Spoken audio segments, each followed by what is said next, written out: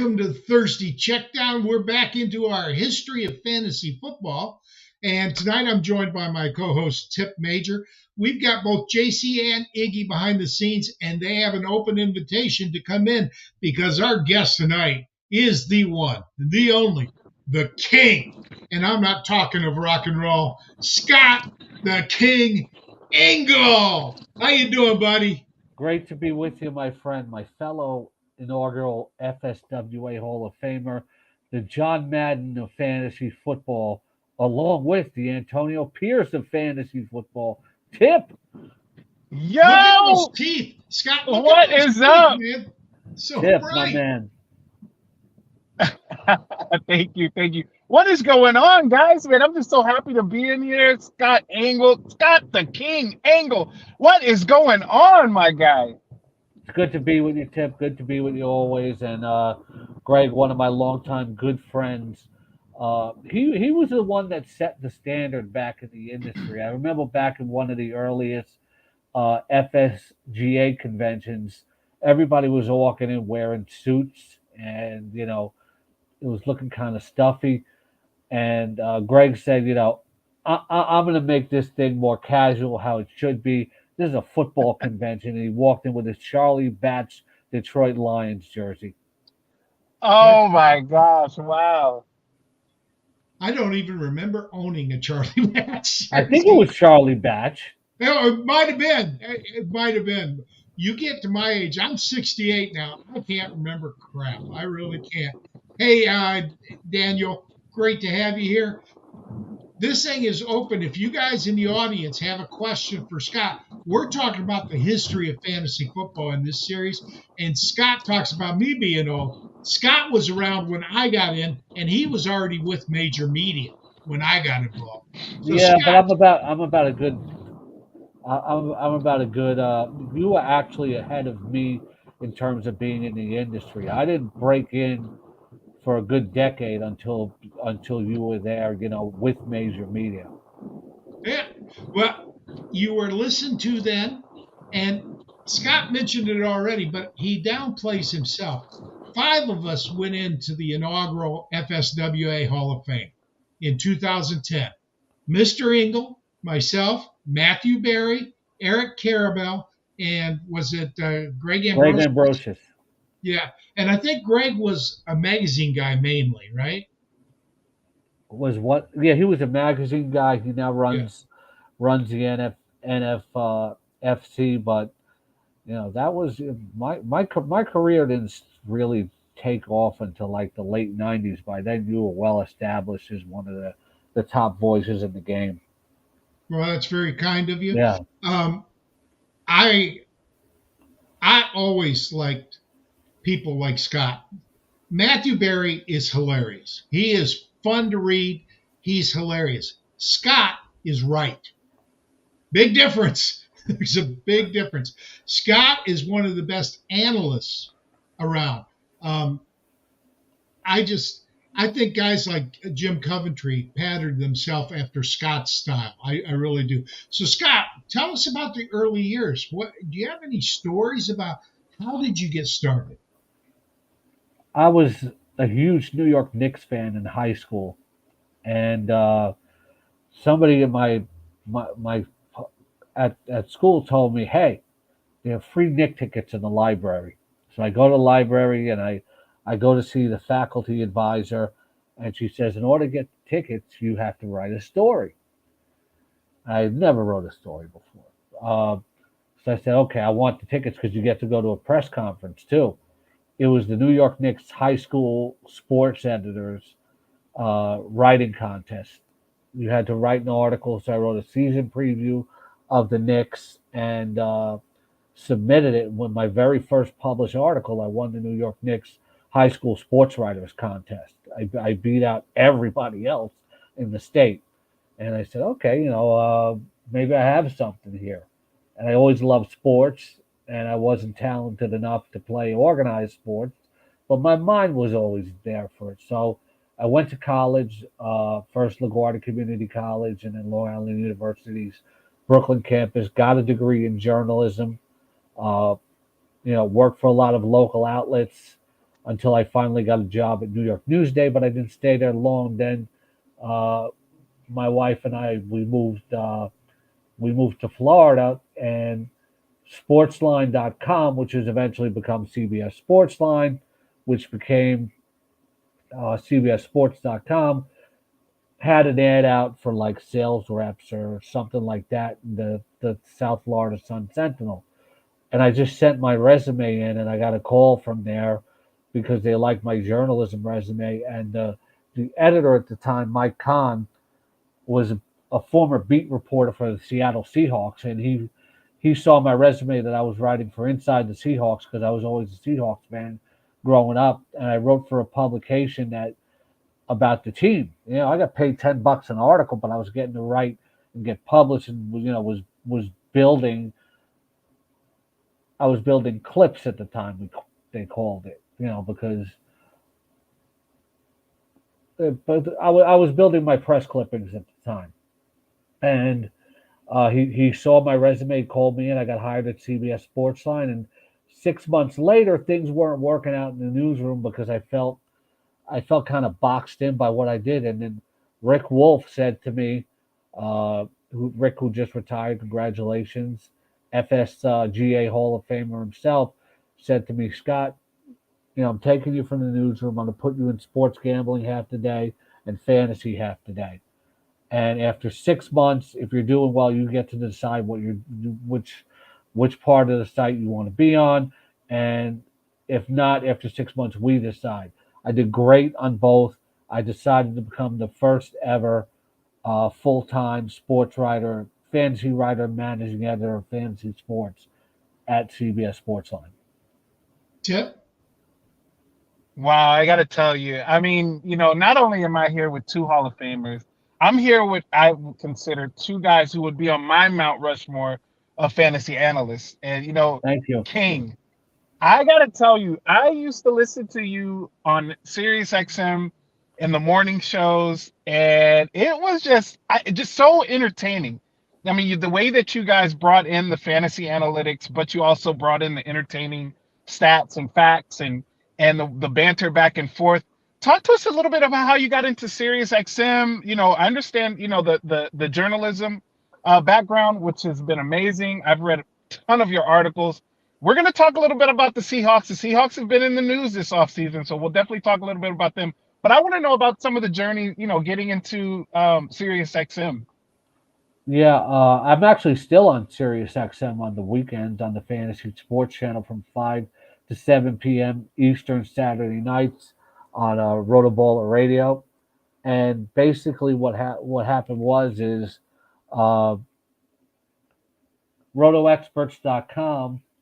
I was there from 2008 to 2019, and basically with a few other people, built the company to what it was, one of the most prominent fantasy sports sites at the time of the past decade.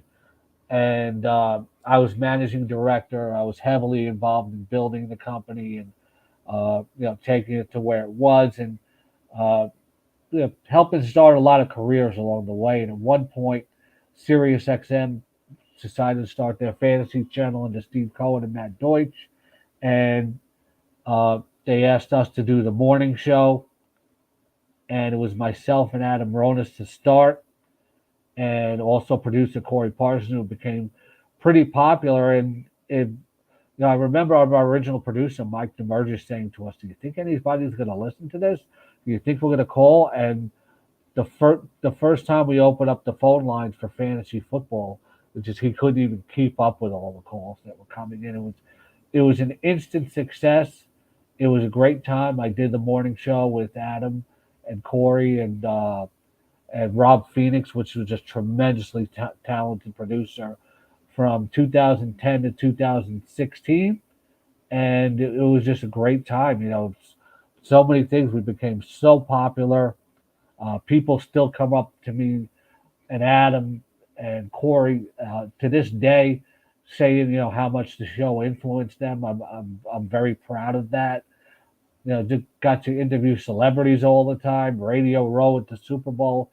But the most important thing was the relationships and the people that called in, and people follow fantasy sports are incredibly loyal. There are a lot of people that still follow me to this day based on that show. I got to say, I was at Fox Sports for 1 year, just 1 year.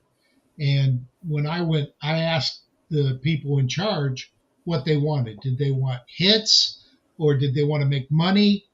What was the approach to them? They said they wanted hits and stickiness. They wanted people to stay on the website because they were promoting the website. We outdid the regular NFL coverage because fantasy owners will read an article 3 times, start to finish, to get all the information. You're absolutely right, Scott, but you still got to be entertaining. And you are, man. You are. You're naming Adam Ronis and Corey Parsons. These are guys from my past that I remember. Matt Deutsch, I met at the Expo. I got to tell people that are listening, you need to get to the Fantasy Football Expo in Canton, Ohio to meet this man and to go out with him because I'm told, I have not verified this, but I'm told he is the most entertaining person doing karaoke in the world. And we're going to find that out next year. Tell us about your karaoke. Yeah, just something I have fun with at the expos and the FSGA conventions. Like I always get a group to go out to a karaoke bar, but at the Fantasy Football Expo in Canton, Ohio, you don't have to get a group together. Everybody finds a place to go, or they had an hotel last year, and I just love it. It's just it's something a lot of fun that I get to do because I'm just pretty boring guy at home. I don't go out to karaoke bars here in New York, but whenever I go and we get a group together in the industry and you feel like you're around all these people that and you're friends with from the industry, because it's really about the industry. Like the wonderful thing about the fantasy and sports betting industry is just all the relationships you make and all the friends that you make, and when you're around so many of them at once, it's like one big party. So then you feel like partying and like, okay, what do you want to do? Let's go to a karaoke bar, and that's where I usually end up. Well, Greg, if I could chime in real quick because I keep hearing, I haven't seen any video of this, but I keep hearing There how is great there is the on King. Twitter. There is on Okay, Twitter. okay. I'm gonna look for this video because I'm taking this as a challenge because I have been told that I am a good karaoke singer slash entertainer as well, Oh, Scott. wait a minute. So look, Chip. Wait a minute. I didn't say he was a good singer. I said he's entertaining. well, I say good singer, karaoke Yeah, singer slash I'm entertaining. not I'm not a singer. I'm more of a performer. Okay, well, I'm taking it as a personal, hit at myself because I've been told that I'm a good as well. So I'm challenging you, Scott, at the expo this year. Will you accept the challenge? And we will see by the show of hands in the karaoke room who can actually put the performance on. Do you accept my challenge? I'm going to give you a very Mr. T response. I reject the challenge because he is no challenge. But I'd be happy to beat upon him some more. Hey, Yeah. Scotty, New Kids love on the it. Block versus the Beatles. That's all I'm going to say. Those are neither one of those are my go-to. Um, but Tip hasn't seen me, so I can't tell him my go-tos here. And I actually have a new one for this year that I've never busted out before, and I'm considering busting out. Hey, well, We're bust going to it out, have Scott. I fun. can't wait to see it. That'll be fun. Same here. We're going to have fun. And I Tip, cannot wait to see Tip do Celine Dion. Do Titanic? You know what? Adele. You know what? I He's will more bring of an the. Adele guy. Yeah. I could do either one you guys want. I could do it. I could do You it might. now. I might be more of a performer, and you might be more of a singer. So maybe we should just do a duet instead of challenging each other. There we go. That Yeah. would be nice too. That would be Yeah. nice. No, you do a challenge and then you do a duet together. Yeah. At the end. There we go. Hey, Can you see me and Tip doing "Don't Go Breaking My Heart"? There we oh go. no, but I would pay to see it. Yeah. I can't envision it, but I would pay to see There's a that. We business could even, idea. you know what, that Scott? We could even do Ebony and Ivory. Look, come on now. Yeah, that's a Why, good one. Scott's not black. Yeah, I'm Sorry. green. Hey, I'm green. Tip, you've gotta ask him about the Seahawks. Yes, yes. So Scott, so King. So talk to me about first of all the departure of Pete Carroll. What were your thoughts on there? I know that you work closely with the Seahawks. You're a lifelong fan of them. Talk to us about Pete Carroll. You know what he meant to you. As a Seahawk fan and a person who writes for them as well. And then also talk to us about the new coach Mike McDonald that we just he just got hired on about a week ago.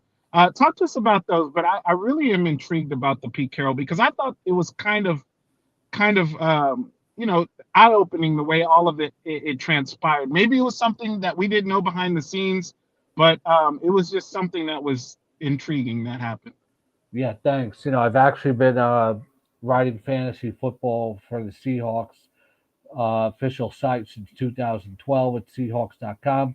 You go to news, you go to Fantasy Insider, you can see, basically, my content takes up that entire page, and it's something I'm very proud of, and that I thank fellow Hall of Famer Michael Fabiano for connecting me with. He was working at NFL.com at the time, and he said the Seattle Seahawks actually called me.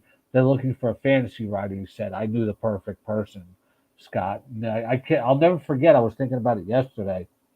In 2012, I go onto the website and there's my first article with a photo of Sidney Rice, and it just it's great to be able to say that you work for the team that you grew up rooting for. Uh, and with Pete Carroll, he might be my favorite coach slash manager of any team I ever rooted for. Just the enthusiasm that he brought, the fact that I finally got to see them win a Super Bowl over him, and over the past decade, the Seahawks had the best record in the NFC. What a decade of success, and he was the architect of it. I finally got to meet Pete Carroll this past year when they played the Giants at MetLife Stadium, and that was a lot of fun. So uh, I'm sorry to see Pete go, but I will always revere him for everything that he accomplished for the franchise. And I'm excited about Mike McDonald.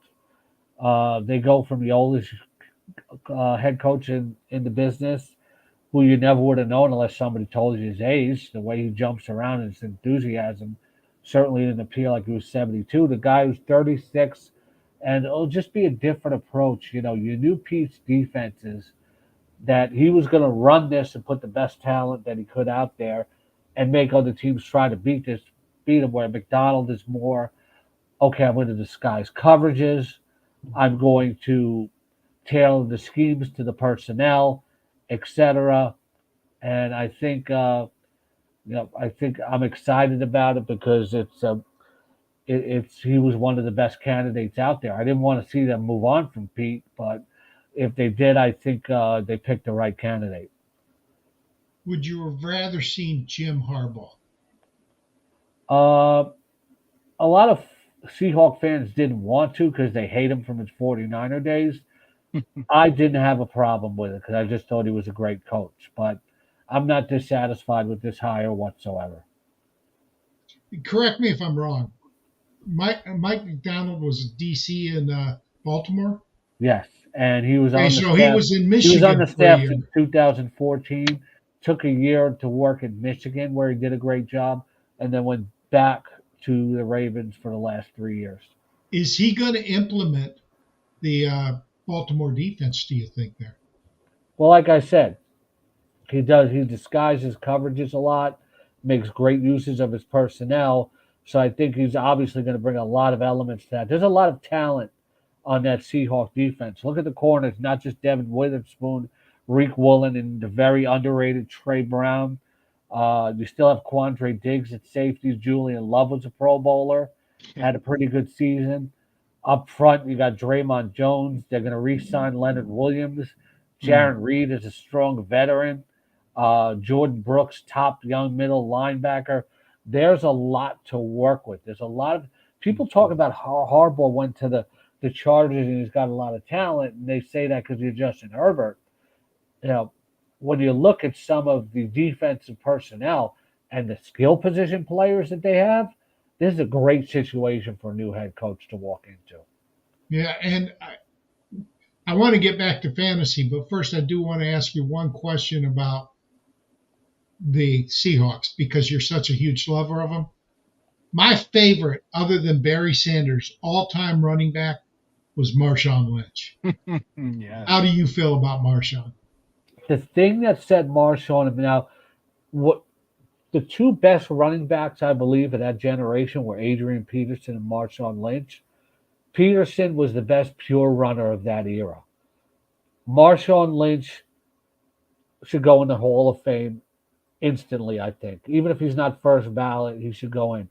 There was not a better big game runner during that era than Marshawn Lynch. And the thing that set Marshawn Lynch apart was sheer determination. I have never seen a running back with such a high level of sheer determination. Yes, the talent was there, but what set Marshawn Lynch apart was determination. Tip? Yeah, 100% on that, man. Marshawn Lynch was one of my favorites too. But going back to talking about fantasy, you put on a bunch of different leagues. We know that, Scott. We know that you're in a bunch of leagues. We're gonna speak a little bit about the dethrone the king a little bit. Talk to us a little bit about the cause that it's for. I'm gonna toot my own horn a little bit. I did win the league, so I did dethrone the king this year. But I want to know a little bit about the the behind the scenes, behind what the cause is for on the dethrone the king. Yeah.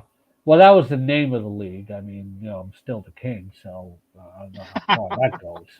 And JC made me a tremendous T-shirt off of that. It was JC and Iggy's idea. I love those guys so much. And we wanted to do a league for charity, a best ball league, and it introduced a lot of people to best ball.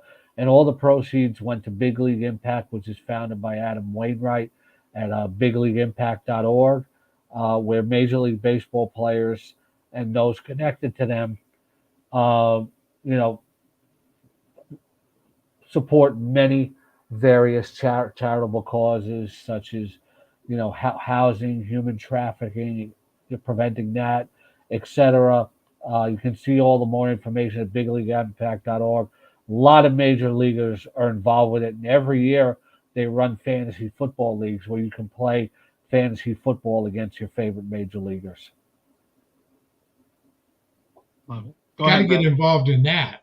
And we got to expand the dethrone the king to more than just 12 or 14 teams. Um, Best ball was new to me. You introduced it to me in this league. I'd never done it before. I kept thinking I could pick up. I picked up Patrick, the wide receiver out of Denver, and he was gone before the season Yeah, started. Tim Patrick. Yeah, Yeah, and I just assumed I'd be able to get a replacement. And JC and Iggy said, "Oh no, this is best ball. You don't get to get replacements." So you lesson weren't learned. you weren't the only one because there were a lot of people that were cutting players and picking them up. And like you can't do that. Can't do that. Right.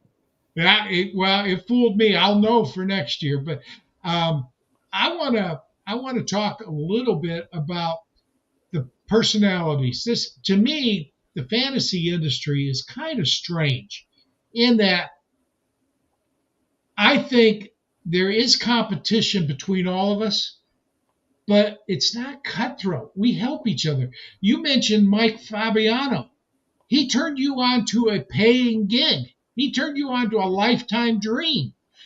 When I got my first article in a magazine that I could give to my parents and they could see or they could pick it up in the newsstand at the local grocery store, that changed my whole life. It really did.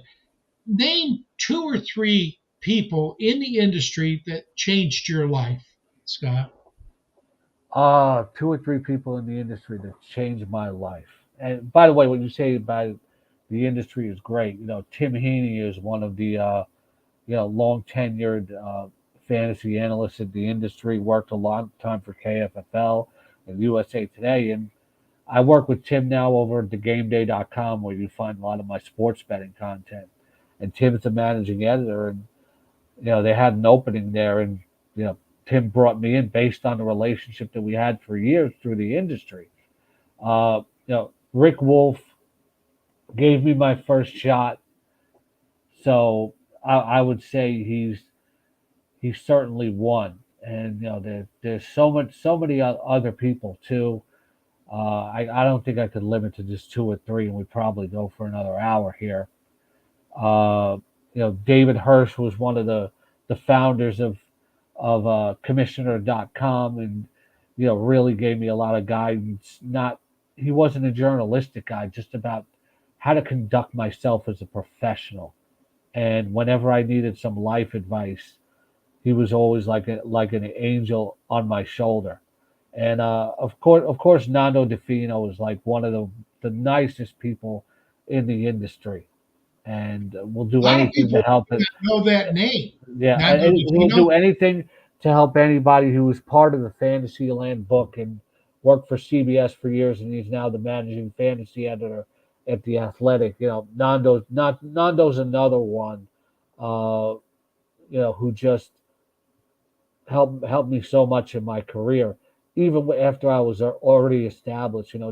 Not just looking out for me, but for my family. My son, Sean Engel, spell it SCAN, and follow him on Twitter. If you want the best fantasy NASCAR expert out there. Uh, he's also helped my son a lot. So there are a lot of people, that really showed me a lot in this industry. Tip. Yeah, I mean, and I feel like, Greg and yourself have helped me out a lot too, bringing me on and showing me some of the ropes and questions and things like that I've been able to formulate and ask to other people. So I appreciate that. Scott, let's talk a little bit about fantasy football. What are your strategies? What are some strategies that I know everybody, has different strategies that they go off of. I like the zero RB strategy, but what are some strategies that you've taken over the course of time with fantasy football? I know things change when you're drafting, but what is your main strategy whenever you're drafting? Is it just pick the best player available? Do you have a strategy going in? What do you have going into a draft? I've always wanted to do this. I've always wanted to ask a question, or answer a question like a player after a game who doesn't want to be interviewed. I just pick the guys that score the most points. My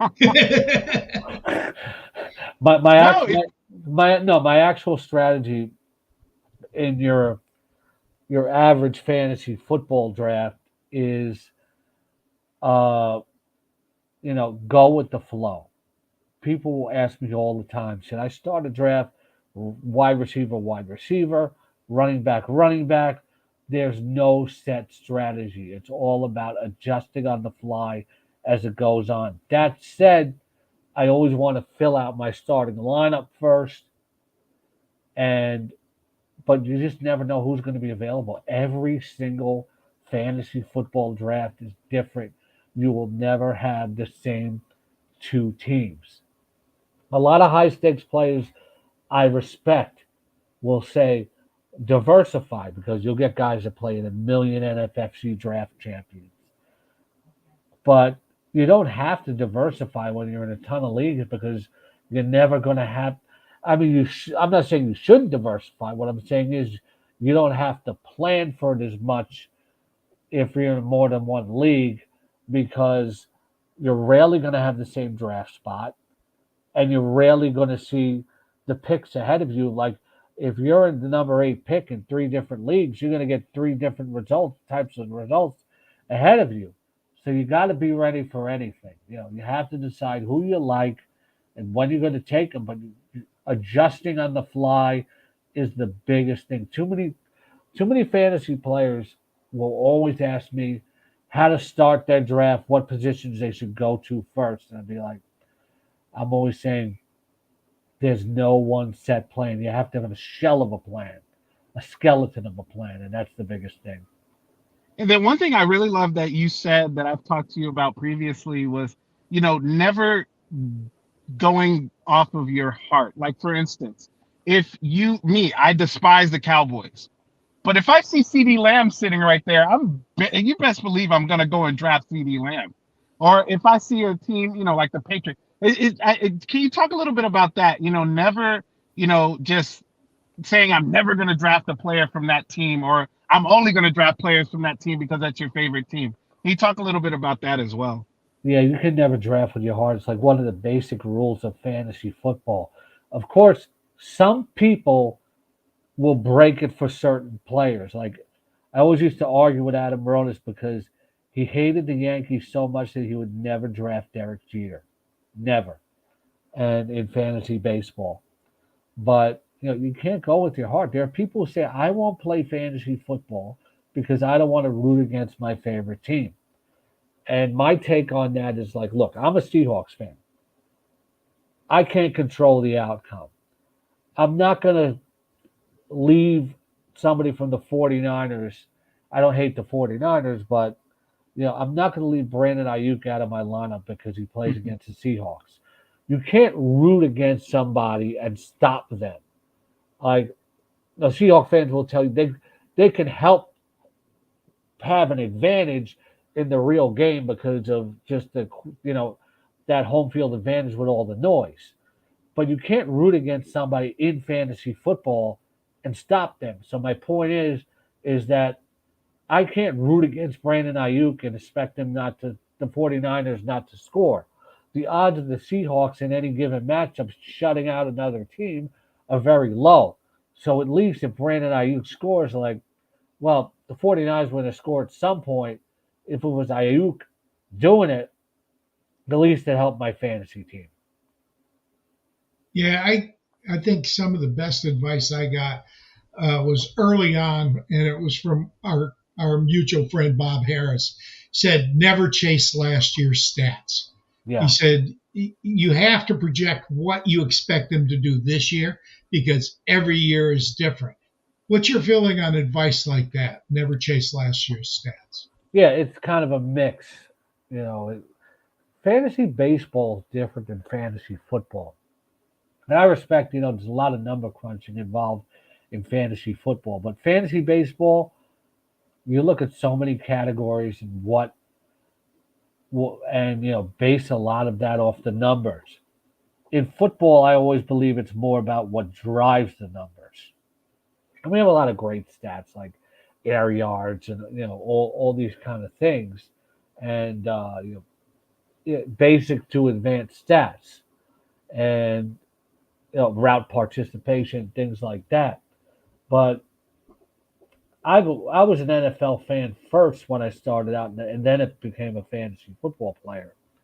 And I always tried to look some at the game from a scouting eye, and from there to decide what drives the numbers. So I always took it at kind of a different angle like that. And what Bob says is right. You can use last year's numbers as a basis, but you have to project forward. And I will, So and you have to watch video. Like I'm going to brag about something here. I remember when I was at the at Roto Experts that I was saying, this kid Cooper Cup's going to be fantastic, and everybody else was roasting me on the air. Numerically, I really didn't have a lot to back it up because he was just coming out of college. But I said, watching this kid on film, the polish for a rookie, the savvy, the route running, everything. I said he's gonna be an instant 1,100-yard receiver in the NFL, and later that year, everybody was patting me on the back for oh, you're the first guy to call Cooper Cup. it's pretty amazing that you can build a reputation based on one good call. Um, and, Puka Nakua was it last year. And I called Puka Nakua, but I called it because somebody else said something that stuck with me. Not because I knew he was going to be great. I just said, you can get him late in a draft, take him. What does it cost you? So if you had one piece of advice to give to, say, I ran across a gentleman who's trying to fill a dynasty. Oh, there's a team that's open because the owner died. The team is not in good shape. That was his point. I think in a dynasty league, you're 2 years out from a championship if you do it right. Your opinion? Yeah, the whole fun of Dynasty, and I write a lot of articles about Dynasty on rotobowler.com, the Fantasy Football Players Championship, the FFPC. And the fun part about it is, and you can even take over an orphan team in in the FFPC. The fun part about it is in seasonal fantasy football, you're building a roster off the draft, but this is even more of an immersive experience, like where you're building something closer to an actual NFL roster because you're drafting the team to begin with, but then every year you're drafting rookies, you're making trades, you're trading draft picks. It's just it's so much fun, but you have to have patience. And right now, I'm at a crossroads with one of my FFPC teams that 2 3 years ago I won the championship, but this team is not going to contend next year, and this might take like a 3 4 year rebuild. But you know what though? That's fun because it's kind of like fantasy baseball. People who play fantasy baseball love it because it's a 162 game season, and then at the end, somebody gets rewarded for all that hard work at the end. It's so satisfying. And that's what dynasty fantasy football is like. If you put in so much more work to win, that it's even more satisfying than a seasonal championship. So there's a lot of different formats. You have IDP, you have total defense, where no offensive players. You have redraft, you have dynasty. What is your favorite format? Uh, there are a lot of others now popping up too. Guillotine slash vampire Mhm. leagues. Yeah. Are becoming very popular. I would, Explain, please. Explain what a guillotine or a vampire league is. yeah, the guillotine leagues are like run at guillotineleagues.com by our good friend Paul Charchian. One of Yep. one of the founders of the fantasy industry, where every week the lowest scoring team gets cut from the league, and all the players from the roster go into the waiver pool, and you got to bid on them. And the lowest scoring team gets cut every week until there's one left standing at the end. It's become it's really starting to catch on. I don't know if I have I like the standard fantasy format, but I think Superflex is probably the most challenging at this point and the most compelling.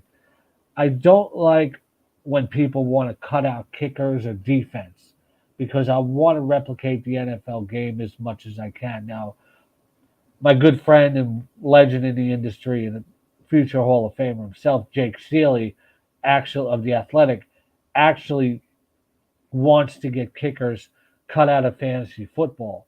But they're part of the game. I would say reduce the scoring rather than kick it out. People don't want to play with defense. You don't draft. This is me because I'm a NFL purist. You don't draft just an offense when you're putting together an NFL team. That's why I do enjoy IDP leagues because you get to know the defenders, you get to build a more complete team. I've always said, can we get offensive lines in there? Maybe draft offensive line units, and if a running back for that team rushes for 100 yards, give them a half-point bonus for every sack that they allow. Take away a half a point. Like you still have these elements involved, but they're not as huge as the offensive skill position because a lot of people say, I don't want a kicker, deciding a game for me. A kicker scores 15 points on the other side and I lose. I understand that. Why not make every field goal worth like a half a point and every extra point worth like a quarter of a point. Reduce the scoring. Yeah, I always loved my fantasy league because you could come up with some really weird scoring systems with MFL. And those that don't know, MFL's been around for a long time, and Mike Hall and Kevin Austin are great guys and built that Yeah. into a We behemoth. will we will always remember Kevin Austin fondly. Yes. Yes. Um, but, oh, Tip, it's your turn. Sorry. Oh no, no, you're fine.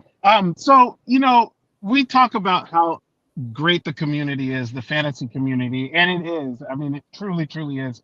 Everybody who is just a great person and they root for one another. And Greg always says it, and I love the way Greg says it. If you're not a good person, you will not be in fantasy football in the community long because it's only a time before you get weeded out.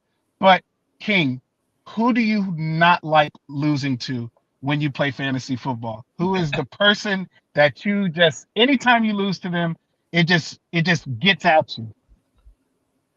I'm going to give you a very unique answer here, and I'm not trying to dodge anything.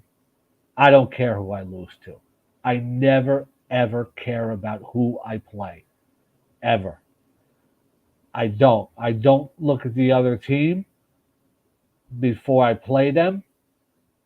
There are certain people I love to trash talk with, but I don't care who I lose to, and I don't care who I beat because fantasy is different than real sports. Like in real sports, I always want I always want the Mets to say beat the Phillies, or I want the Knicks to beat the Celtics, or whatever the Seahawks play the Jets. I want them to beat them. To me, I never look at who the other team has or who I'm playing because people will always say to me when they're asking me roster questions, the other team has this, and that player. Hmm. So how should I build my own lineup? I don't look at it that way at all. The only thing that I can control in fantasy football is what lineup I pick and who I start. I cannot control what the other team scores. I'm just building my own team to score the most maximum points for every week. And if I get most of it right, I win. And if I get most of it right, I lose. So in that regard, I'm very often playing against myself, and I don't care about who the other team has. I love the passion. I remember when you actually told that to me, and I just want people to hear that because it's so true. The only person that you should focus on, or the only team you should focus on, is your team because you start focusing on these other people, the other teammate that are out there, you're gonna lose focus on the person or the people that you need to pick and put out there. I love that. It's kind of like you and I are both Rocky/Creed fans. Yes. It's like when Rocky told Adonis, looking in the mirror, he goes, "See that guy? That's the Easy that toughest guy. guy you're gonna face." 100%. Yep. I, Yes. I have to say, I have on occasion looked at the other lineup and said, okay, this is going to be a close matchup. And I've got his quarterback's top wide receiver. I'm going to play him, even though I might not That is normally. something with all respect, I totally disagree with. People ask me about it all the time.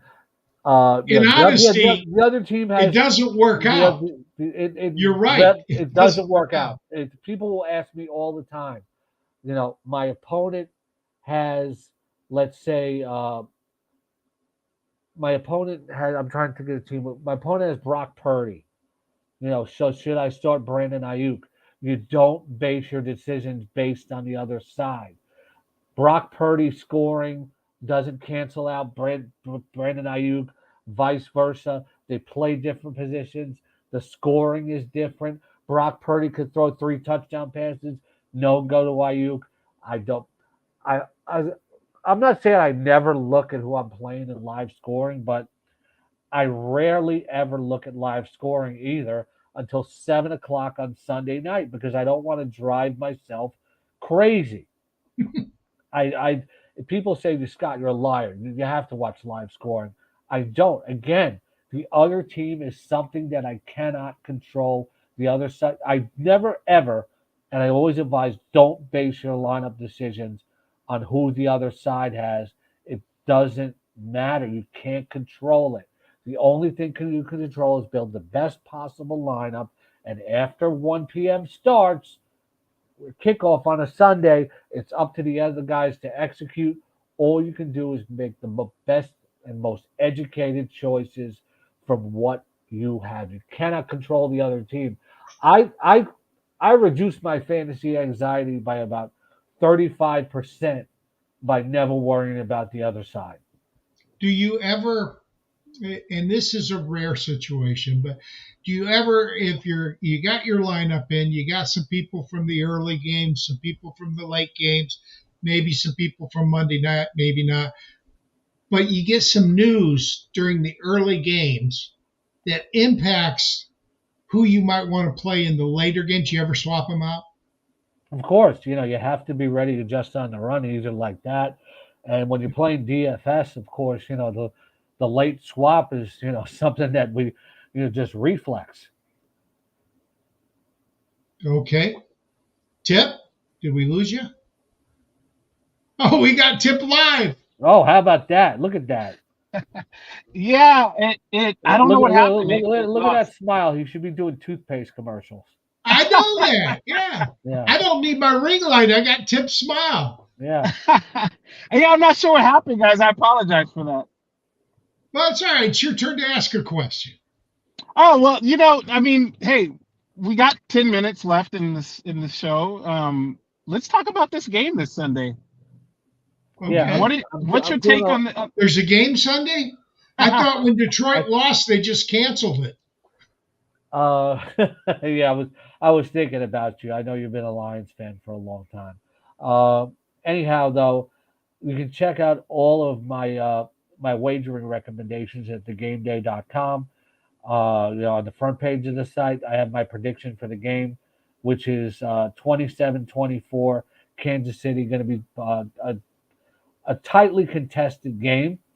And I think it's going to come down to which defense can get the stop against these quarterbacks.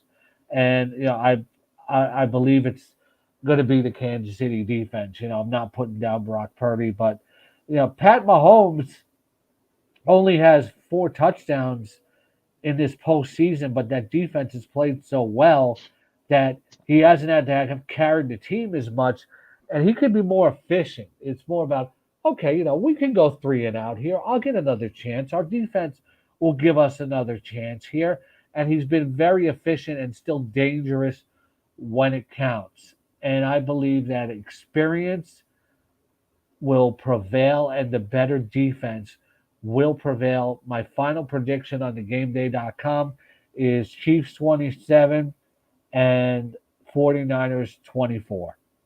Let me ask you one quick question. Isaiah Pacheco, 100 yards or not? I'll say the under, but one of my bets that I was tweeting out today was anytime touchdown scores. I like Isaiah Pacheco. I wrote about this on thegameday.com. 1.5 units and minus 120 on DraftKings Sportsbook. He has scored touchdowns in every playoff game. The Kansas City Chiefs have 7 touchdowns in the AFC playoffs. Pacheco has 3 of them. And the 49ers run defense has been getting exposed during the playoffs. Aaron Jones rushed for 108 yards against them. And then last week, 3 different Lions running backs rushed for touchdowns against the 49ers. I think Pacheco is a strong bet to get in the end zone. You don't want to take Christian McCaffrey at minus 210 as an anytime touchdown score. The odds are too short. There's no juice on that. So you want to go with Pacheco. Thank you so much, Tip. I'm looking at a guy like Clyde Edwards-Helaire. They don't have a lot of weapons on Kansas City as they've had in the past. I mean, you got Rasheed Rice, you got Travis Kelce, obviously, but I'm looking for that unsung hero, and my guy is Clyde Edwards-Helaire. What about you, King? Yeah, that guy's Who's your gonna stay. unsung hero? He's gonna stay unsung. That's too deep. But unless Pacheco gets hurt, he's not gonna do anything. I would say I like Marquez Valdez Scantling as an anytime touchdown scorer on DraftKings Sportsbook at plus 600. If you're going to take a deep shot, that's exactly what Mahomes does. Valdez Scantling will go several weeks without doing anything, but in the postseason, when Mahomes is looking for a deep shot, he will throw to Valdez Scantling. He has two consecutive games of 32-yard receptions. That's why I also like the over on his longest reception. So if there's going to be somebody that you don't expect to get in the end zone or has lower chances, I think it's going to be Valdez Scantling because he's strictly a post and fly pattern guy. And you got Travarius Ward in this secondary, but otherwise, that San Francisco secondary, they can be vulnerable to some big plays. I think we saw a 51-yarder from Detroit in the NFC Championship game. So Marquez Valdez Scantling or maybe Elijah Mitchell as a change of pace running back for McCaffrey to say vulture a TD there. He has touchdowns in his last 4 games played. JC asked about Jarek McKinnon. I don't think he's playing. I Is think he he's out. out for Yeah, this that's game? why. Yeah, Yeah, he's out. he's missed That's why. several games, but it's very Yeah, that's nice why I of was thinking. But you know what though? That's very nice of JC. And JC's a nice guy. He's like, hey, I just want to know how Jarek McKinnon is doing. Is he okay? Is he doing all right? Is Kadarius Toney going to be inactive? Because I think he is. I think they're not going to play He's been inactive when he's wearing a uniform. on the sideline. Yeah, on the field he's been inactive. Iggy obviously has a question, as does Iggy and JC. JC. Yeah, man. Guys. Last 5 So minutes. Iggy, you first. You're watching this Knicks game right now. It's pretty good for you right now. Don't tell me I recorded it. Okay, I won't tell you anything. Thanks a lot. It's I was going to ask you because I didn't know that when you were at CBS Sportsline they told you to go check out betting and fantasy, and I just wanted to ask when it came to the betting aspect, like did you cover all sports, or did you ask them what did you want, or whatever they threw at you, you made wagers on, or what was that experience? I actually was mainly responsible for updating injuries and depth charts. Okay. Back then. All right. Later on in my career, I did go work for the betting side of Sportsline, sportsline.com, and fantasy and wagering. I do football, I do basketball, I do baseball, and NASCAR too, because like I said, my son Sean Engel is a top NASCAR expert over at FantasyGuru.com and RotoBaller.com. That guy's won 12 tournaments on DraftKings. That's unreal. Great because my son, when he was very young, was always into automobiles. My son's gonna get mad at me because I was talking about when he's a little kid now. It's like he just used to love cars and racing, and so one day I turned on NASCAR when he was like 4 years old, and he loved it ever since. And now he's one of the top fantasy NASCAR and wagering experts in the space. And make sure you check out Sean Engel on Twitter. If you want good DFS advice. Apple tree. Apple doesn't fall far. Yeah, man. Hey, way to be aware though, and turn him on to something that's had a huge impact. I think that's cool. And then my other question, Scott, is how does the FFPC compare to like in competition level? You're a Kings Classic member. Is it up to that level, like that we're used to seeing in the Kings Classic? Is it like a little bit more than casual? What is it like? Because I am interested in getting in.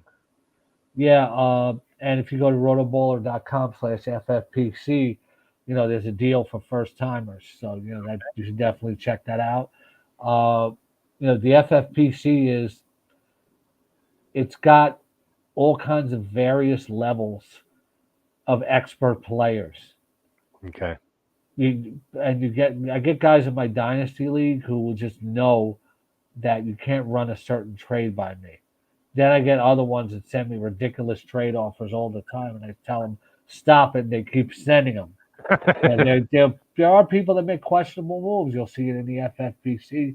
You'll see it in the NFFC. But I think if you want a good ground floor of expert players and different types of games to play, that's where you go. Okay. Yeah, I appreciate JC, it. JC, you had a question? Now, before JC says anything, it's like JC is exemplary of how just nice people are in this industry. It's That's true. he makes me a custom T-shirt. Then at the expo, I'm like, I'm flying into Cleveland, and he's like, I'll pick you up. I'm like, come on, JC. It's like over an hour away. Like he's at the expo, goes all the way back to the Cleveland airport from Canton over an hour, picks me up and drives me all the way back to the expo. And we had never met in person. And I'm like, this is the kind of salt of the earth person that, you just meet in the fantasy industry that we would love forever. It's just like, it's like if JC's in a dark alley and somebody's going to jump him, well, I got his back. He's that type of person that exemplifies this industry. Ugh. Hey, I'm just me, Scott. And my only question was going to be to come on to ask, hey, do you need another ride from the airport this year? Yeah, In again, probably. Scott, I got to tell you, JC talked for hours about that picking you up. You made his year. There we You go. made his year by letting him pick you up. I wish every Uber driver felt that way. And you paid them. I pay them. It's like I offered JC something in return. It's just like he didn't want it. You got what? You get Knicks cards, you got baseball cards, you Oh, got. he sends me all these cards like because he's a card collector. I told him I was a Knicks fan. He sent me all these Knicks cards and everything. And by the way, Iggy, maybe I mentioned this already during this show. It's like I love the trade the Knicks made today. I actually called out on Twitter for them January 28th to get Burks and Bojan. That is a perfect deal. This team when they come back. That's how my journalism career started because I was a fanatical Knicks fan in high school. My parents gave me $1,000 on my graduation and said, spend it on whatever you want.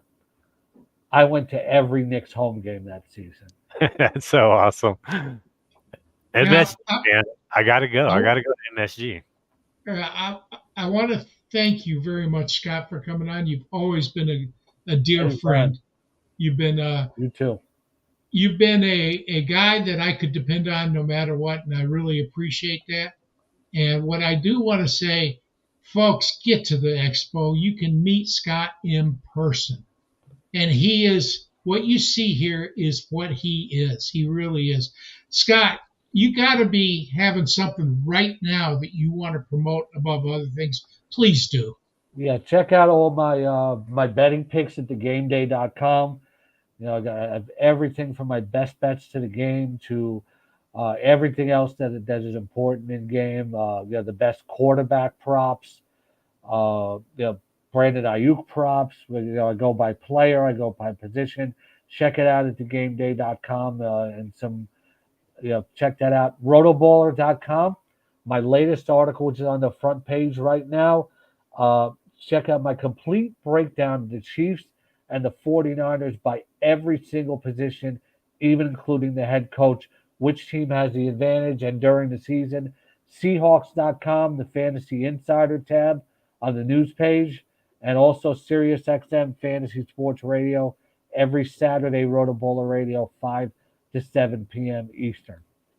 So, folks, I know that this is really impressive having the four people I have on with me right now. I am dumbfounded. I am surrounded by talent, young talent, and original talent. I am so grateful because I retired. I walked away from the hobby in 2016, just walked away.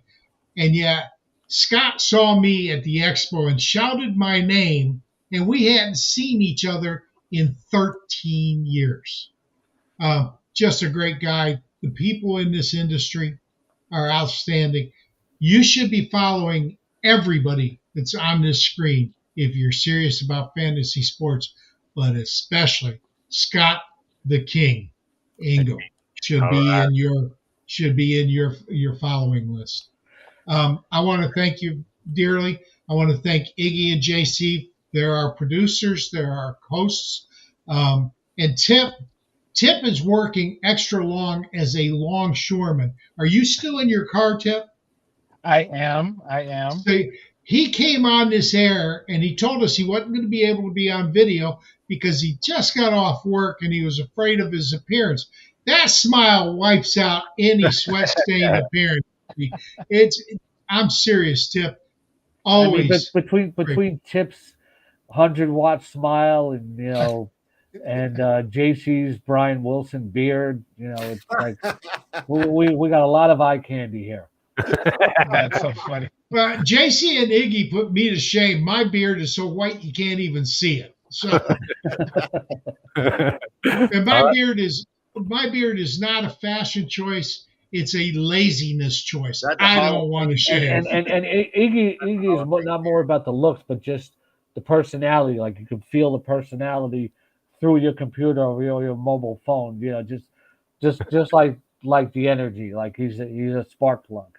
A lot of heart came out from that beard into that piece of paper that you wrote. That's why you're a Hall of Famer. All that out of there.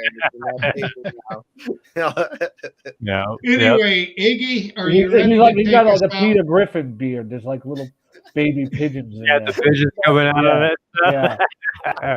Hey, if it works, it works. Take us home, Iggy. All right. Thank you all for listening. Make sure you like the show, subscribe to the channel. Go follow Scott, the King Engel, over on X and all the other places mentioned right there. Gangamay.com, Rotoballer, Seahawks.com as well. Hey, you take care of yourself. Enjoy the Super Bowl. Be safe, though. Okay, everybody. See you next time. Thank you.